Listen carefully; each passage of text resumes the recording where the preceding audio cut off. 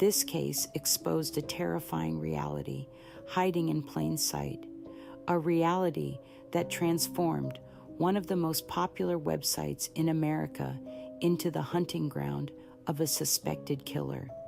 At the time, millions of people used Craigslist every day.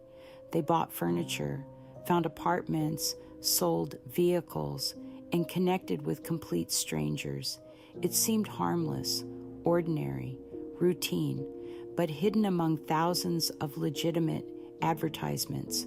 Investigators say one man was searching for something entirely different, and nobody suspected him.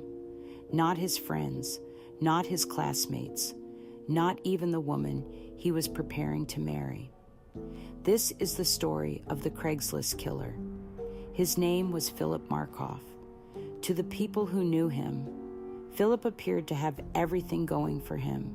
He was intelligent, well-spoken, ambitious, a medical student at Boston University, someone preparing for a career dedicated to helping others.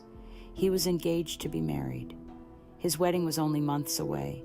From the outside, his future looked perfect. But according to investigators, Philip Markoff was living a secret life, one that would eventually shock the entire country. In April of 2009, police began investigating a series of incidents connected to Craigslist advertisements. Women who advertised services online were arranging meetings with clients inside hotels around Boston. For many, these meetings were routine, but investigators believe one client had far more sinister intentions. On April 10th, 2009, a woman named Tricia Leffler arranged to meet a client inside a Boston hotel. At first, nothing seemed unusual, but once inside the room, the situation changed. The man allegedly produced a firearm. He restrained her, demanded money and valuables, and then disappeared. Fortunately, she survived, and investigators now had a description of the suspect. At the time, police didn't realize this encounter might be connected to something larger, but only a few days later, everything changed. On April 14th, 2009, a woman named Julissa Brisman arranged to meet a client through Craigslist.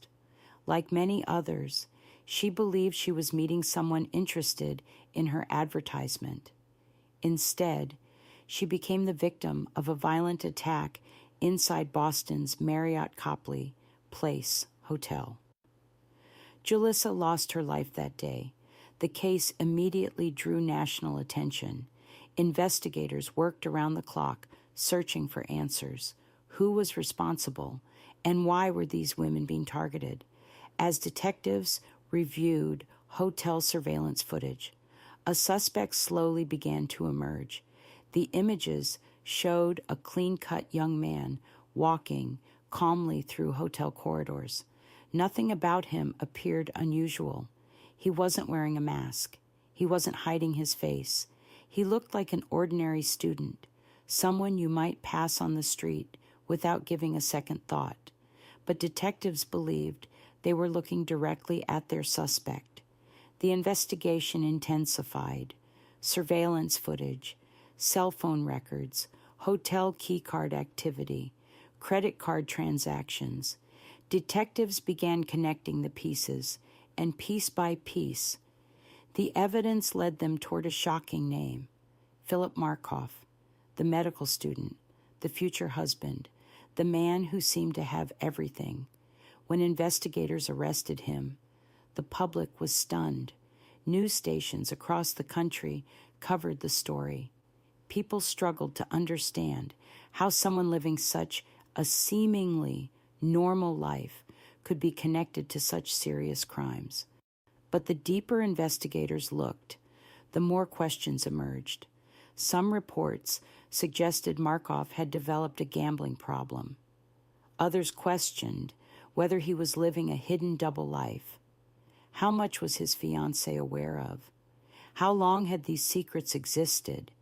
And were there additional victims investigators hadn't discovered?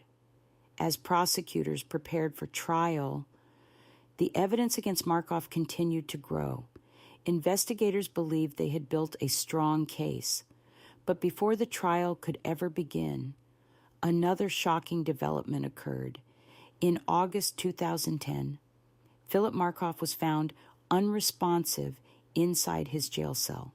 His death was later ruled self-inflicted. With that, many questions surrounding the case would never be answered. There would be no trial, no testimony, and no public explanation from the man accused of becoming known as the Craigslist Killer. Even today, the case remains one of the most chilling examples of how someone can appear completely ordinary while allegedly hiding a secret life. A respected student, a future doctor, a fiancé planning a wedding, and according to investigators, a man connected to one of the most infamous criminal cases of the internet age. But what do you think? Did investigators have the right suspect? Or do you believe there are still unanswered questions surrounding this case? Comment your thoughts below. And if you enjoy true crime stories, criminal investigations, and unsolved mysteries, be sure to like, follow, and subscribe to Crime Scene Archives, because every case leaves a trail.